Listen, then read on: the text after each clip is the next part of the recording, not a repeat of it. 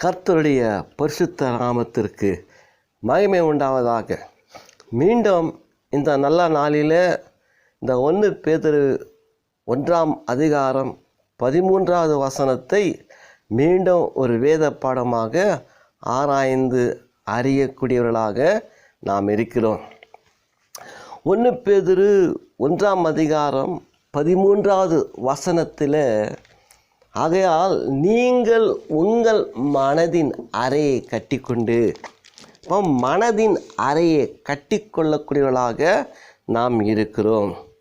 அது மட்டுமல்ல, தெளிந்த புத்தி உள்ளவர்களாகவும் இருங்கள் சொல்கிறாரு. நாம் இயேசு கிறிஸ்து வெளிப்படும்போது பூர்ண நம்பிக்கை உடையவர்களாக இருக்கும்படி நமக்கு ஒரு எச்சரிப்பின் சத்தமாக அங்கே நமக்கு சொல்லுகிறார். அதனால், ஆகையால் நீங்கள் உங்கள் மனதின் அறையை கட்டிக்கொண்டு, இந்த மனதின் அறையை நம்ம சில அறை உன்னுடைய கருத்தின் அடிப்படையில் சில ஒரு 3 தியானங்களை நாம் பார்த்தோம். அறைனா என்னன்றது முன்பதிவில் நம்ம அதை குறித்து விளக்கமாக சொல்லி அதன் பேரில் ஆவிக்குரிய கருத்துக்களை நம்ம பார்த்தோம்.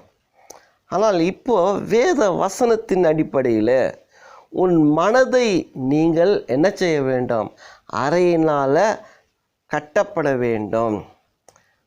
மனதுனா அந்த அறையை கட்டிக்கணும். நாம் இடுப்பில் கட்டுற அறையை வச்சு ஆவிக்குரிய வாழ்க்கையை பார்த்தோம். ஆனால் இப்போது அதே அறையினுடைய தத்துவத்தினால், சத்தியத்தினால் மனதை கட்ட வேண்டும்.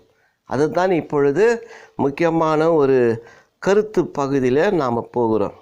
அதாவது நீதிமொழிகளை நம்ம வாசித்தால் 16 அதிகாரம் 32 வாசித்தால் அங்கே சொல்கிறாரு, பட்டணத்தை விட நம்முடைய மனதை கட்டுப்படுத்துவது ரொம்ப முக்கியத்துவம் சொல்கிறார். ரொம்ப ஒரு ஆழமான ஒரு வேத பகுதி அது. ஏன்னா ஒரு தேவனுடைய மனுஷன் அல்லது ஒரு ஆவிக்குரிய மனிதர்கள் அவங்களோட வாழ்க்கையில் மிகவும் கட்டப்பட வேண்டியது மனதை தான். ஏன்னு கேட்டால் அங்கே அப்படி தான் சொல்லுகிறார் ஆண்டவர். என்ன சொல்லுகிறார் என்று பார்த்தோம் கேட்டால், அதாவது ஆண்டவர் தோத்துறையா 32, பலவான்களை பார்க்கிலும் நீடிய சாந்தம் உள்ளவன் உத்தமன், பட்டணத்தை பிடிக்கிறவர்களை பார்க்கிலும் தன் மனதை அடக்குகிறவன் பாக்கியம் சொல்கிறார் நீதிமொழியில். பலவான் அவனுக்கு எல்லா விதமான பலம் இருக்குது. பண பலம் இருக்குது, மனிதர் பலம் இருக்குது, அதிகாரம் பலம் இருக்குது, பல திறமைகள் அவருக்குள்ளே இருக்குது. ஆனால் அவங்கள காட்டிலும் இந்த சாந்த குணம் உள்ளவன் உத்தமன் சொல்கிறாரு. ஏன்னா பலவான்கிட்ட சில முரட்டு சுவாபங்கள் இருக்கும், பலவான்கிட்ட சில அநியாயமுள்ள குணங்கள் இருக்கும், பலவான்கிட்ட மற்றவங்களுடைய சொத்தோ சுதந்திரத்தையோ அவங்களுடைய வாழ்வாதாரத்தை அபகரிக்கக்கூடிய நிலை கூட இருக்கும். ஏன்னு கேட்டால் அவங்க நினைக்கிறத சாதிக்கலாம். பலவானுக்கிட்ட சட்டமும் கிடையாது, நீதி நியாயமும் கிடையாது. அவர் போட்டது சட்டம்தான். அவங்க நினைக்கிறது நினச்சி தான் ஆகணும். உலகமே அனுபவிக்க அவங்களுக்கு பலன் உண்டு. அதான் சொல்கிறார். எனக்குள்ள பவுல் சொல்கிறாரு, எல்லாவற்றையும் செய்ய எனக்கும் அதிகாரம் உண்டு, ஆனால் எல்லாம் தகுதி இராதே. அதனால் நான் எல்லாவற்றையும் செய்யக்கூடியவனாக இருந்தாலும் எதை செய்யணுமோ அதை மட்டும்தான் நான் செய்வேன் என்று அவர் சொல்லுகிறார். நல்ல உண்மையான வாஸ்தவம்தான். ஒரு முரடனை போல நாமும் வாழலாம். நமக்கு மானம், மரியாதை, அந்தஸ்து, கௌரவம், குடும்பம், மனைவி, பிள்ளைங்க எல்லாமே இருக்கிறாங்க. எல்லாத்தையும் விட்டவன் நாமும் ஒரு முரடனாக, ஒரு பலசாலியாக மாறலாம். அது அப்படி இல்லை. ஆனால் ஒரு கிறிஸ்தவனுடைய வாழ்க்கையில் ஒரு ஊழியக்காரர் என்ற அடிப்படையில் நமக்கு வேண்டியதான ஒரு மிகப்பெரிய இலட்சியமான ஒரு அடிப்படை ஒரு சத்தியம் இருக்குது என்று கேட்டால், சாந்த குணமுள்ளவர்கள் அவங்களே உத்தமன் சொல்கிறார். ஏன்னு கேட்டால், பட்டணத்தை விட தன் மனதை அடக்கி கொள்ளுகிறவன் உத்தமன். அப்போ நம்ம மனதை என்ன செய்யணும்னா அறையினால் கட்ட வேண்டும். அதுதான். ஒருவன் உலகம் முழுவதும் ஆதாயப்படுத்தி கொண்டாலும் தன் ஆத்மா நஷ்டப்பட்டால் என்ன லாபம் அவனுக்கு?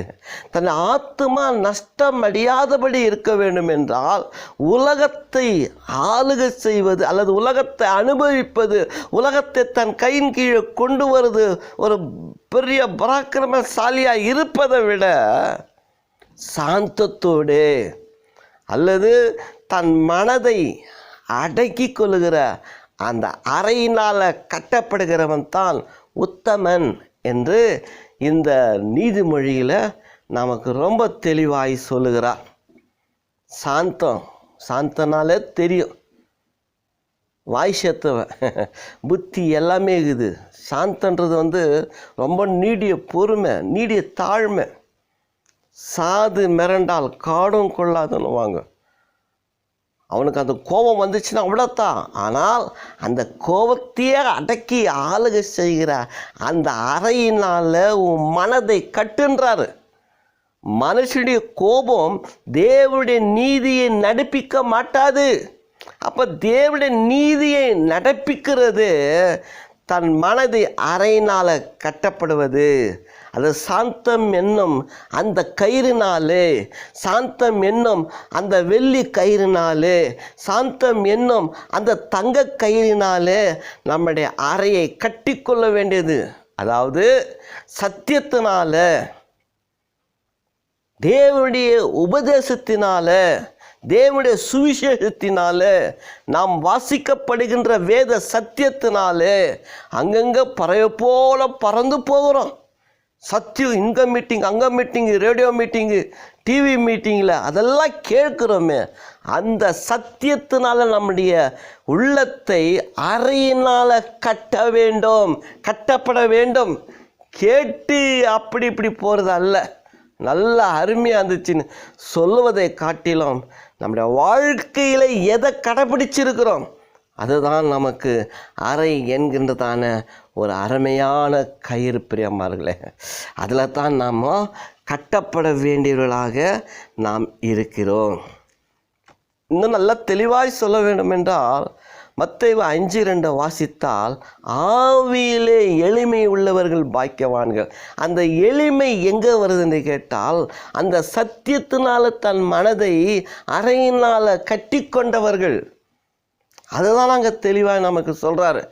எளிமைன்ற வாழ்க்கை ரொம்ப நம்ம நினைக்கிறோம் பொருளாதாரத்தில் ஒரு எளிமையான வாழ்க்கை, ஒரு குடும்ப வாழ்க்கை, அன்றாட கூலி வேலை, அன்றாட வருமானம், அன்றாட வயிற்று பழுப்பு, ஆகாரம், பிள்ளைங்களோட படிப்பு, அது இல்லை. அதை விட நம்முடைய குணங்கள் முற்கோபம் வராதவர்களாக. சில பேர் சொல்லுவாங்க, டென்ஷன் ஆயிடுச்சுப்பான்னுவாங்க. ஏனையா டென்ஷனு? தாழ்மைப்படையா, தன்னை தாழ்த்திக்கோ, தன்மை பொறுமைப்படுத்திக்கோ. அதுதான் கிறிஸ்தவனுடைய அவருடைய நற்குணம். டென்ஷன் ஆயிட்டா நீ என்னென்ன செய்வியா? அது தேவனுடைய நீதியை நடப்பிக்காது, பரலோகத்துக்கு போகிற வழியை உருவாக்கி கொடுக்காது. நம்முடைய லட்சியமே பரலோகம்தான்.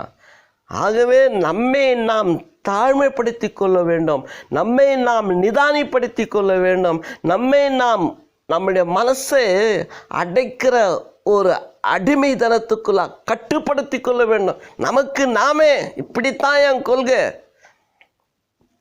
அந்த கட்டை அழுத்துட்டா நாமும் பலவான்களாக இருப்போம். அந்த பலன் சொல்லலை.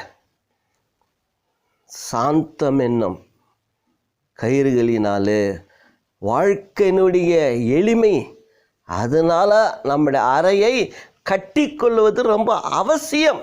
அதுதான் வேதம் சொல்கிறது. ஏன் நம்ம இதை சொல்கிறேன்னு கேட்டால், இன்னும் கொஞ்சம் தெளிவாக நம்ம பார்த்தோம் என்று கேட்டால், அந்த உத்தமன் அப்படின்னு சொல்லும்பொழுது பாரு, 1 கொரிந்தியர் 9ஆம் அதிகாரம் 27வது வசனம். அங்கே பவுல் என்ன சொல்கிறாருன்னா, நான் என்ன பிரசங்கம் பண்ணணும் அந்த பிரசங்கத்துக்கு நானே ஆகாதென்று தள்ளப்படாதபடிக்கு, ஒதுக்கப்படாதபடிக்கு, ஆகாதென்று போகாதபடிக்கு என்னையே நானே ஒடுக்கி அதுக்கு கீழ்ப்படுத்துகிறேன்றார். அதுதான் ஒரு அறையை கட்டிக்கொள்வது.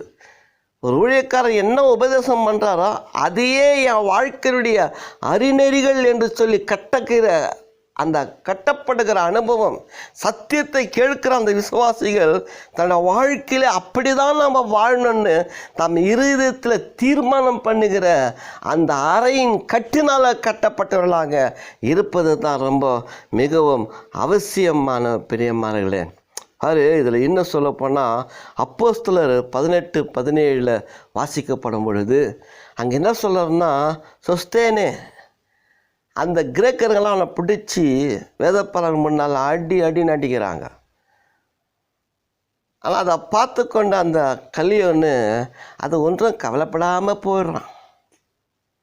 ஆனால் அவன்ல அந்த அடி வாங்கினான் பாரு சுஸ்தேனே, அவர் தாயா அவ்வளவும் பொறுத்துக்கிறார் பாரு. இயேசு கிறிஸ்து கூட சிலுவையில் பாடுபட்டு மரிக்கும் பொழுது சாபம் இடலைன்றார் பேதுரு, புலம்பலன்றாரு, அடுத்தவங்களை பார்த்து கடிந்து கொள்ளலைன்றாரு. சீஷர்களுக்கு என்ன, நான் இதுக்காகத்தான்ப்பா பாடுபட்டு வந்தேன், எலியா போல அழிப்பதற்காக அல்ல, ரட்சிப்பதற்காக வந்தேன். அதனுடைய பொருள் என்ன? தன் மனதை அறையினால் இயேசு கிறிஸ்து கூட கட்டி கொண்டவராயிருந்தார். பிதா என்ன சொல்லுகிறாரோ அதை தான் செய்வேன்னு சொல்கிறார தவிர்த்து தன் சுயத்தினால எதையும் மனம் போல வாழலை, மனம் போல ஒரு நறுக்கீடு கூட செய்யலை. பிதா சொன்னால் செய்கிறன்றாரு, பிதா சொன்னால் நான் உபதேசம் பண்ணுகிறேன்றாரு.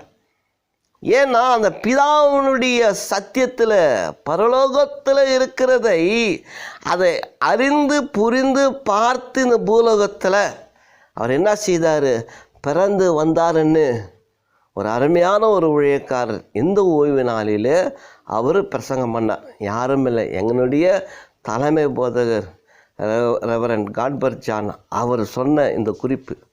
ஏன் கேட்டால் பரலோகத்தில் இருக்கிறது தான் சொன்னாரே தவிர்த்து தான் மனதில் இருப்பதை சொல்லவில்லை, தான் அறிந்து வாழ்ந்த உலகத்தை பற்றி சொல்லவில்லை. சத்தியம் சத்தியம்தான், அது பரலோகத்தினுடைய ரகசியமே தவிர்த்து, பரலோகத்தின் சித்தமே தவிர்த்து இல்லை. பரமண்டங்களில் இருக்கிற எங்கள் பிதாவே நாமம் பரிசுத்தப்படுவதாக, ராஜ்யம் வருவதாக, பரலோகத்தில் சித்தம் செய்யப்படுவது போல இந்த பூலோகத்தில் செய்யணும் தான் கற்றுக் கொடுத்தார். அவர் அதுக்கு முன்னோடியாக இருந்து செய்து காட்டினவர்.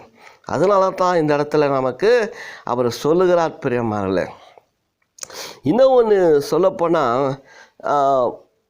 ஆதியாகமம் 37:21 வாசித்தா ஒரு அருமையான ஒரு சக்தி அங்கே இருக்குது. என்னன்னு கேட்டால், ரூபன் யாக்கோப்புக்கு 13 பிள்ளைகள் இருக்கிறாங்க, லேயாளுக்கு ஒரு 4 பிள்ளை. அதில் முதல் பிள்ளை ரூபன் தான். ஆனால் இவருடைய வாழ்க்கையில் தகப்பனுக்கு விரோதமாகவே ஒரு துரோகியாய் மாறினான். ராகலுடைய தோழிக்கிட்டேயே தன்னுடைய வாழ்க்கை நடைமுறையை தவறாக பயன்படுத்திட்டார். இதை யாக்கோப்பு ஆகிய அவருடைய தகப்பன் பார்த்துட்டார். என்னடா மகன் இந்த தப்பு செய்த, என்னுடைய மனைவி கிட்டே நீ இப்படி பண்ணன்னு அவரை கடிந்து கொள்ளுகிறார். ஆசீர்வாதமே கொடுக்கல, நீ சபிக்கப்பட்டவன் தான்டா, நீ வாழ்க்கையில் விடிய மாட்டேன் சொல்லிட்டு போயிடுறாரு. ஆனால் அப்படி பட்டங்கிட்ட ஒரு நல்ல குணம் இருக்குது பார். என்ன தெரியுமா, தன்னுடைய சகோதரனாகிய யாக்கோப்பு, மன்னிக்கணும், நான் தன்னுடைய சகோதரனாகிய யோசேப்பை எப்படியாயிலும் காப்பாற்ற நான் நினைக்கிறான் பார். அது தாங்க ஒரு உண்மையான வாழ்க்கையுடைய நற்குணமே. அவன் தன் சகோதராகவே நினைக்கிறான். ஆனால் மற்றவங்க நினைக்கிறாங்க இவன் வரான். யார்? அவங்க தகப்பனுடைய ஏவுதலனால தன்னுடைய சகோதரர்களை விசாரிக்க வரும்பொழுது தேடிக்கொண்டு அவங்கள கிட்ட வரும்போது சொற்பனகாரன் வருகிறான், இவனை இங்கேயே கொல்ல வேண்டும், இவருடைய சொற்பனை எப்படி நிறைவேறும் அப்படி ஒரு தீர்மானம் பண்ணிக்கிறாங்க. ஆனால் ரூபனோ எப்படி ஆகிலும் அவரை நம்ம காப்பாற்ற வேண்டும் ஒரு மனதுள்ளவனாக இருக்கிறார். அதே போல் சில ஐடியாக்களை கற்றுக் கொடுத்து அவரை காப்பாற்றுகிறார். காரணம் என்ன? தன்னுடைய சகோதரன் மேலே இருக்கிற அந்த அன்பு, அந்த பாசம். நம்ம எல்லாரும் ஒரு குடும்ப சகோதரர்கள், ஒரு தகப்பனுடைய பிள்ளைகள். தாய் வேறுபட்டாலும் தகப்பனுடைய பிள்ளைகள். ஏற்கனவே ஒரு துரோகத்தை பண்ண துரோகி நான். ஆனால் என்னுடைய சகோதரருக்குள்ள அந்த துரோகம் வேண்டாம். ஒத்துருக்கு கொலைய வேண்டாம். ஒரு அபாண்டமான ஒரு பொய் சாட்சி வேண்டாம். ஒரு உயிரை கொல்ல வேண்டாம். எதுக்கு? அவனை எப்படியாயிலும் காப்பாற்றணுன்ற ஒரு முயற்சி தான் இந்த ரூபன் செய்கிறார். பிரியமார்களே, என்ன அருமையானது தான். பென்யமீனுக்காக கூட தன்னுடைய சகோதரர்கள் ஒரு சகோதரன் காப்பாற்றுகிறார். இதுதான் நம்முடைய மனதை அரைநாள கட்டு. நம்முடைய குடும்பத்தில், நம்முடைய வாழ்க்கையில், நம்முடைய திருச்சபையில், ஐயோ நம்முடைய ஜனங்கள், நம்முடைய விசுவாசிகள், நம்முடைய பிள்ளைகள், நம்முடைய மனைவி, நம்முடைய பிள்ளைகள் என்ற அந்த அன்பு பாசம், ஐயோ நம்மோட கூட பிறந்த சகோதர சகோதரி, துரோகம் இல்லை. உலகத்தில் இருக்கிற அற்பமான சொத்து சுதந்திரத்துக்காக என்னென்ன துரோக வேலை பண்ணுறாங்க தெரியுமா? அது இல்லைப்பா. மனம் உகந்து அவங்களை அரவணைப்பது தான் அன்பு. அன்புக்குரிய சகோதரர்களாக மாறுவோம். அன்பு சகல பாவத்தை மூடும் என்று சொல்லுகிற வசந்த பிரகாரம் அன்பு எண்ணம், அரவணைப்பு எண்ணம், அந்த சாந்தம் என்ற எண்ணத்தினால நம்முடைய மனதை அறையை கட்டிக்கொள்வோம், அடக்கிக் கொள்வோம். தீமையை செய்யக்கூடாது. இல்லை பிரியமால, தீமை. எனக்கு இயேசு கிறிஸ்து அறியாத்துக்கு முன்னால் பல தவறுகள் செய்திருக்கிறான். அறிஞ்ச பின்னால் நான் எந்த தவறும் செய்யலை. சில தவறு செய்துக்கிறேன், இல்லைன்னு சொல்லலை. ஆனால் வளர வளர வளர வளர எந்த அளவுக்கு தீமைகளை, பாவங்களை, அசுத்தங்களை களைக்க வேண்டுமோ எல்லாவற்றையும் களைச்சிட்டேன். இன்றைக்கி என்னை குற்றப்படுத்துகிற அளவுக்கு அவ்வளோ பெரிய தவறுகள் என்கிட்ட இல்லை. ஏன்னா என் மனதை அப்படியே அடக்கி அடக்கி அடக்கி பொறுமையிலே வந்து சாதிச்சுட்டு வந்துட்டேன். போட்டோம் போயா, என்னாக்கு இந்த உலகத்தில் எதுவுமே இல்லை. பட்டணம் இல்லையா, உலகம் இல்லையா, நஷ்டம் வேண்டாம். தன் ஆத்மா அழிஞ்சு போகாதபடிக்கு, தன்னுடைய ஆத்மா அழிந்து போகாதபடிக்கு, அது தன்னுடைய வாழ்க்கையிலே அடைய வேண்டிய லட்சியத்தின் நித்திய ஜீவனை அடையும்படி அந்த இயேசு கிறிஸ்து வெளிப்படும் போது ஒரு பூரண நம்பிக்கை உள்ளவனாக நான் இருக்க வேண்டும். அதுதான் அந்த பேதுரு 13:1-13 சொல்கிறார். நம்மளுடைய நம்பிக்கை எப்படி இருக்குது? சிலர் நம்பிக்கை இருக்குது ஜாதியிலையும், சொத்துலேயும், சுதந்திரத்துலேயும், கௌரவத்துலேயும், அந்தஸ்துலேயும். நான் எப்படிப்பட்டேன் தெரியுமா? படிப்பிலையும் கல்வியிலும். அதெல்லாம் மண்ணுக்கு மண்ணாக போகும், அழிந்துவிடும். அழியாதது ஒன்று, நித்திய ஜீவன். அதுதான் இயேசு கிறிஸ்துவனுடைய சத்தியமான ஒரு உபதேசமாக இருக்கிறது. அந்த ரூபன் தன் சகோதரன் மேலே வச்ச அந்த அன்பு தாங்க அவனை எப்படியாயிலும் காப்பாற்றணுன்ற மனசு வைத்தார்ப்பார். சக்ஸஸ் ஆயிடுச்சு. நம்ம தீர்மானம் பண்ணுகிறது இல்லை, பிரசங்கத்தை கேட்குறோம், இப்படி இருக்கணும்னு ஒப்பு கொடுக்கறது இல்லை. கேட்டோன்னா அருமையாக இருந்துச்சு. ஒரு குழந்தை ஒரு விரும்பி ஒரு ஜூஸை கேட்குது, வாங்கி கொடுக்குறோம். வாங்கி கொடுத்தவங்களுக்கு நமக்கு சந்தோஷம், அதை ரசித்து ருசித்து குடிக்குது, அதுக்கு சந்தோஷம். அவ்வளோத்தான் முடிஞ்சிச்சு. ஆனால் அதெல்லாம் நம்ம சொல்கிறது, அந்த ஜூஸை குடித்தோன்னா திருப்தி அடையணும். நம்ம வாங்கி கொடுத்ததில் திருப்தி அடையணும். இது தாங்க இருக்கிறது. அதுபோல் நம்மளோட வாழ்க்கையில் அந்த சத்தியத்துக்கு ஒரு தீர்மானத்தை கொண்டு வருவது, சத்தியத்துக்கு தன்னை அடக்கி கொள்வது. பவுல் அதை தான் என்னென்னவோ பண்ணிட்டாரு. ஆனால் அந்த 1 கொரிந்தியர் 9 கடைசியில் என் பிரசங்கத்துக்கே நான் ஆகாதவன் என்று போகாதபடி என்னையே ஒடுக்கணுன்றார் பாரு. அது அந்த ஒடுக்குதல் இருக்கணுங்க. அதை ஒடுக்கணும், அதை நொறுக்கணும், அது ஒரு கட்டுப்பாட்டுக்குள்ளே உருவாக்கி கொண்டு வரணும். அதுதான் நமக்கு வேதம் தெளிவாய் நமக்கு சொல்லுகிறதாக இருக்கிறது. 1 ராஜாக்கள் 20ஆம் அதிகாரம் 1-3 வரைக்கும் வாசித்தால் எசேக்கியா ராஜாவுக்கு சொல்லிட்டார். என்ன சொல்லிட்டாரு? 3 நாளைக்கு உன்னுடைய மரண காலம் வருது, வீட்டை ஆயத்தம் படுத்துன்னு. ஆனால் அவர் என்ன செய்தார்னா, செவ்வறு பக்கமாய் திரும்பி அழுகிற, உத்தமமாய் உண்மை பின்பற்றினேன், உத்தமமாய் உண்மை சேவித்தேன் ஐயா, எனக்கா இந்த நிலைமை. அப்போது அவர் ஒரு நிலையில், உயர்ந்த நிலையில் ஒரு இருந்தாலும் கூட அந்த உலகத்தின் பற்றில் பிடிக்கல, அந்த உபதேச சட்ட திட்டங்களை பிடிச்சதுனால தான் உண்மையாக நேசித்தேன் ஐயா, ஐயா உண்மையாக நினைத்தேன் ஐயா, உண்மையாய் தியானம் பண்ணினேன் ஆண்டவரே. அதுதான் நமக்கு தேவை. மனசை கட்டுப்பட்டுக்குள்ளே இருக்கணுங்க. தாவீது ராஜா போகிற இடமெல்லாம் சில பெண்கள் மேலே ஸ்நேகம் வைத்தார். மனசு கட்டுப்படலை, கட்டுப்படுத்தணும். சாலமோனும் அப்படி தான், போகிற இடமெல்லாம் பெண் ஸ்நேகமே, கட்டுப்படுத்தலை, கட்டுப்படுத்தணும். கட்டுப்பாட்டுக்குள்ளே நம்ம மனசை நாமே நம்மளோட வாழ்க்கையை கட்டி கொள்ள வேண்டும். அதுதான் நீங்கள் நமக்கு ரொம்ப அழகாக நமக்கு சொல்லுகிறார் ஆண்டவர். ஏன் இதை சொல்ல வரேன்னா, சங்கீதம் 110:4 வாசித்தால், எபிரேயர் 7:2 வாசித்தால், அதில் என்ன சொல்கிறான்னு கேட்டால், கர்த்தர் வாக்கு பண்ணிட்டார்னா மாற மாட்டார். கர்த்தர் நாம் உண்மை இல்லாவிட்டாலும் அவர் உண்மை உள்ளவராக இருந்து மாறாதவராக இருக்கிறார். கர்த்தர் ஆணையிட்டால் அதை மாற்ற மாட்டார். அவருடைய கட்டளை திட்டங்களில் அவரே மன உறுதியாய் அவர் நிலையால் நிற்கிறார். பிரியமானவர்களே, ஆபிரகாமுக்கு ஒரு சட்டத்தை கொடுத்தாரு, நான் உன்னை ஆசீர்வதிப்பேன், வேறு ஒருத்தர் பெரியவர் இல்லை என்று சொல்லி தனக்குத்தானே ஆணையிட்டார். அதை நிறைவேற்றினார். பார், எகிப்திலிருந்து அந்த சந்ததியை, அந்த ஆபிரகாமுடைய சந்ததியை கொண்டு வரார். அதுதான் தேவனாய கர்த்தருடைய தீத்து. அது 1-2 தீத்து 2ஆம் அதிகாரம் 12-13 வாசித்தால் அவர் உண்மை உள்ளவர் என்று சொல்லுகிறார். எபிரேயர் 7:2 வாசித்தால் கர்த்தர் ஆணையிட்டார், ஆனால் அதை தவற மாட்டார், மாறாது இருப்பார்.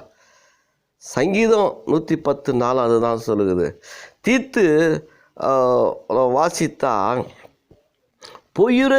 பொய் உரையாத தேவன் நமக்கு நம்ம அவரை ரட்சிப்பையும் நித்திய ஜீவனையும் அறிகிற அறிவை நமக்கு பிரசங்கத்தின் மூலியமாய் வெளிப்படுத்தி இருக்கிறார். அப்போ பொய் சொல்லலை. பரலோகத்தில் என்னத்தை கண்டாரோ அதைத்தான் சொல்லுகிறாரு. அந்த சத்தியம்தான்.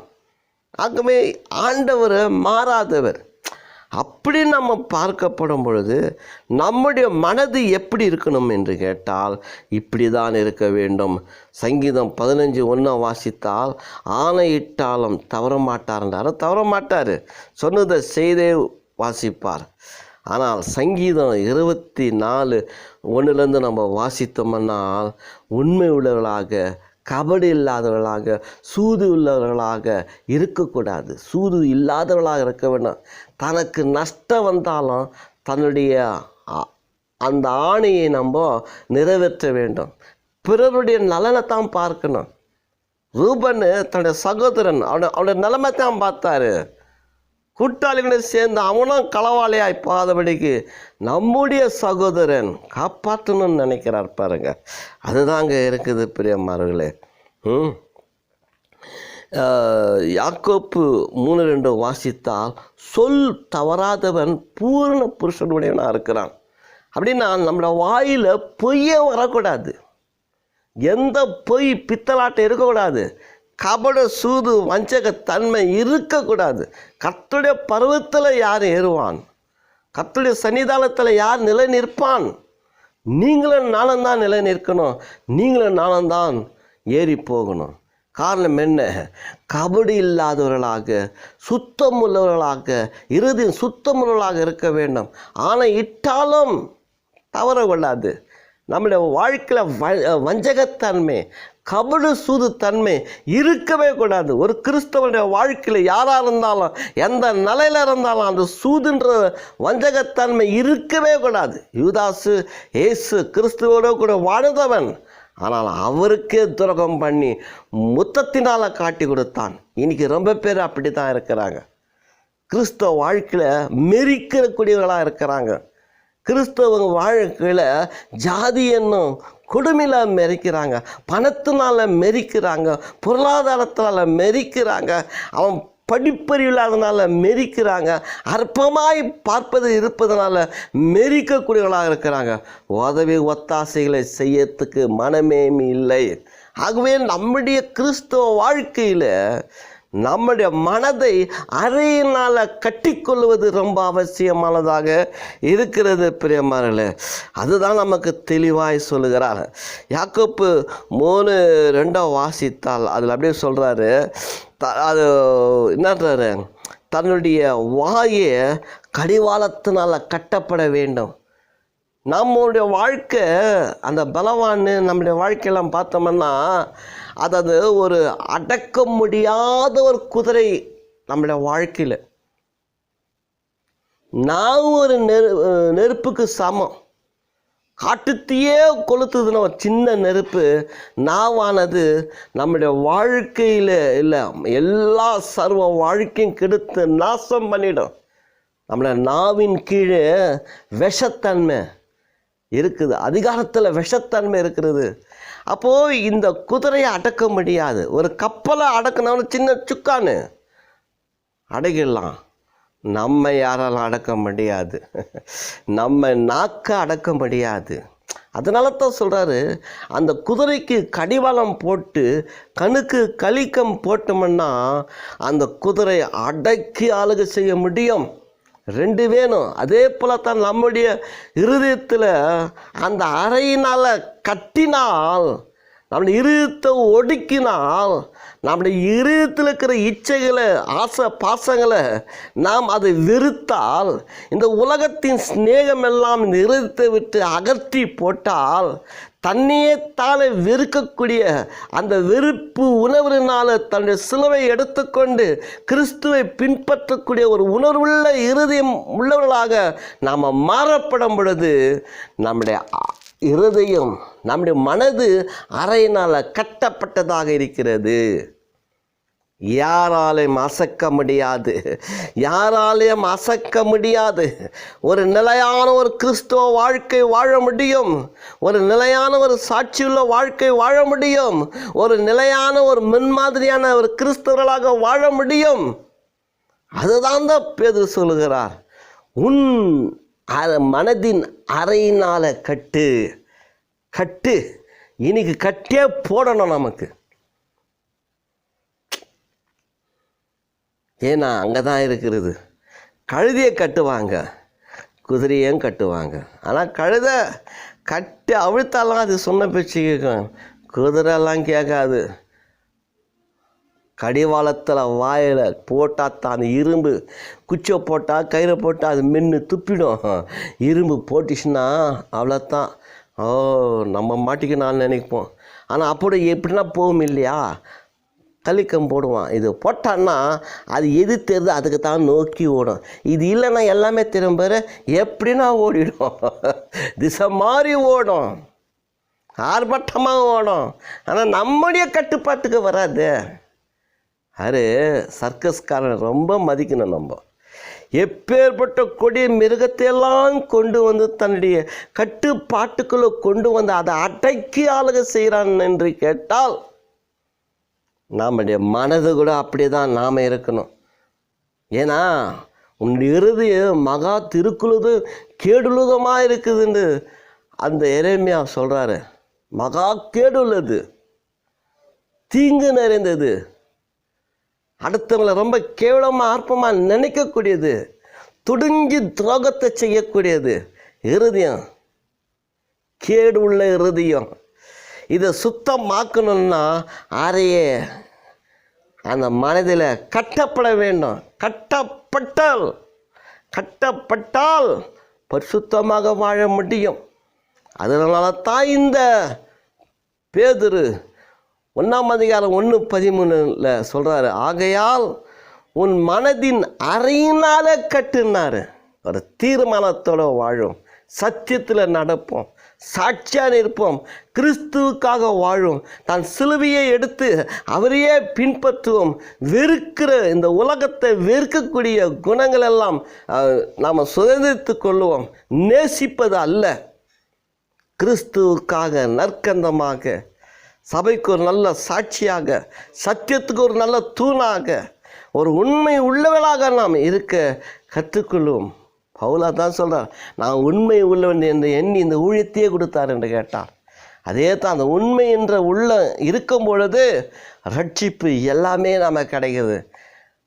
பரலோகம் கிடைக்கணுமே, அதுதான் முக்கியம். ஊழியம் கிடைச்சாலும் கூட பரவாயில்ல, அது கிடைக்காவிட்டாலும் பரவாயில்ல, அதுக்கு நமக்கு சம்மந்தம் இல்லை. பரலோகம் என்ற ஒரு மிகப்பெரிய லட்சியம் நம்ம உள்ளத்தில் இருக்கணும். அதுதான் உண்மை, உத்தம, நேர்மை, நீதி, நியாயம் எல்லாமே. பவுல் எவ்வளோ சொத்து சுதந்திரத்தை எல்லாமே குப்பையை நஷ்டமே எண்ணிட்டான்.